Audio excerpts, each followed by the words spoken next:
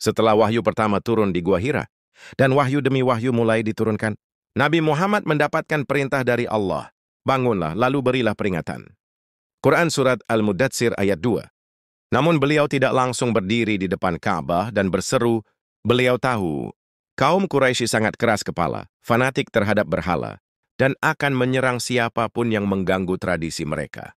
Maka beliau pun memulai dakwahnya dengan cara yang paling bijak, dakwah secara sembunyi-sembunyi.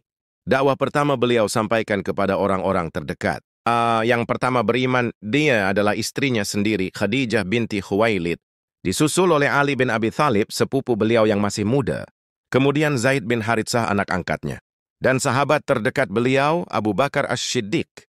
Abu Bakar, seorang pedagang terhormat dan berwibawa, tak hanya menerima kebenaran, tapi juga menjadi penggerak awal dakwah Islam.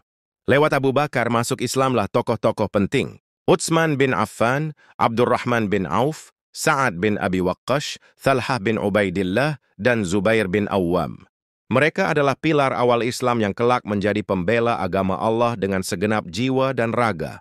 Ketika jumlah kaum muslimin mulai bertambah, Nabi memilih satu tempat khusus sebagai pusat pertemuan rahasia. Rumah itu milik seorang pemuda bernama Al-Arqam bin Abi Al-Arqam. Letaknya di lereng Bukit Syafa, jauh dari sorotan mata kaum Quraisy. Disitulah mereka berkumpul, belajar Al-Quran, menguatkan iman, memperdalam keyakinan. Di rumah itulah Islam tumbuh dalam kesunyian, namun penuh cahaya. Dakwah disebarkan dengan penuh kehati-hatian. Dari mulut ke mulut, dari hati ke hati. Hanya kepada orang-orang yang benar-benar bisa dipercaya, kaum muslimin tak menyebut diri mereka sebagai kelompok, tak membuat keributan, tak menunjukkan identitas secara terang-terangan, yang mereka menyembunyikan keimanan mereka, tapi tidak menyembunyikan cinta mereka kepada kebenaran. Dalam waktu 3 tahun, jumlah pengikut Nabi bertambah menjadi sekitar 30 hingga 40 orang. Mereka bukan sekadar pengikut, mereka adalah fondasi yang kelak akan menegakkan bangunan Islam di atas darah, air mata, dan pengorbanan. Begitulah dakwah Islam dimulai, bukan dengan teriakan, bukan dengan keramaian, tapi dengan kesabaran, kebijaksanaan, dan keimanan yang tak tergoyahkan. Cahaya Islam mulai menyinari Mekah. Setelah 3 tahun berdakwah dalam diam, kini saatnya Islam bersuara lantang, menyapa dunia dengan kalimat tauhid, La ilaha illallah, Muhammadur Rasulullah. Inilah awal dari babak baru, dakwah terang-terangan Rasulullah. Satu malam turunlah wahyu yang mengubah arah perjalanan dakwah. Maka sampaikanlah secara terang-terangan apa yang diperintahkan kepadamu dan berpalinglah dari orang-orang musyrik. Quran Surat Al-Hijr ayat 94. Maka Rasulullah pun bersiap, seruan Islam akan segera menggema di tanah kelahiran para penyembah berhala.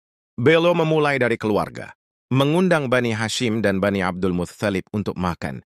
Setelah makan usai, beliau berkata, wahai keluarga Abdul Muttalib, aku adalah utusan Allah kepada kalian. Aku datang membawa sesuatu yang terbaik bagi kalian, dunia dan akhirat. Tapi belum sempat melanjutkan, Abu Lahab memotong dengan suara sinis, meremehkan ajakan Rasulullah, dan menyuruh semuanya bubar. Tapi Rasulullah tidak mundur. Beliau naik ke atas Bukit Syafa. Dari tempat tinggi itu, beliau memanggil seluruh Quraisy. Ketika semua berkumpul, beliau bertanya, jika aku beritahu bahwa pasukan musuh akan menyerang dari balik bukit ini, apakah kalian percaya? Mereka menjawab, tentu, engkau tidak pernah berdusta. Maka Rasulullah berkata, aku adalah pemberi peringatan bagi kalian sebelum datangnya azab yang pedih. Abu Lahab kembali mencela, celaka engkau, untuk inikah engkau mengumpulkan kami? Maka turunlah ayat, Tabat yada Abi Lahabi watab. Sebuah kecaman langsung dari langit. Rasulullah pun mulai menyebarkan dakwah secara terbuka. Di pasar-pasar seperti Ukas dan Majannah, di hadapan Ka'bah, di tengah-tengah keramaian, beliau menyampaikan kalimat tauhid, mengajak manusia menyembah hanya kepada Allah. Tak mengenal takut, tak peduli dengan hinaan dan ejekan. Kaum Quraisy pun murka. Mereka mulai menindas para sahabat. Bilal disiksa, Sumayyah ditombak hingga mati. Yasir wafat dalam penyiksaan. Mereka mencoba membungkam Rasulullah dengan ancaman dan bujukan. Tapi beliau berkata kepada pamannya, demi Allah, seandainya mereka letakkan matahari di tangan kananku dan bulan di tangan kiriku, agar aku meninggalkan dakwah ini, aku tidak akan meninggalkannya sampai Allah memenangkannya atau aku binasa karenanya.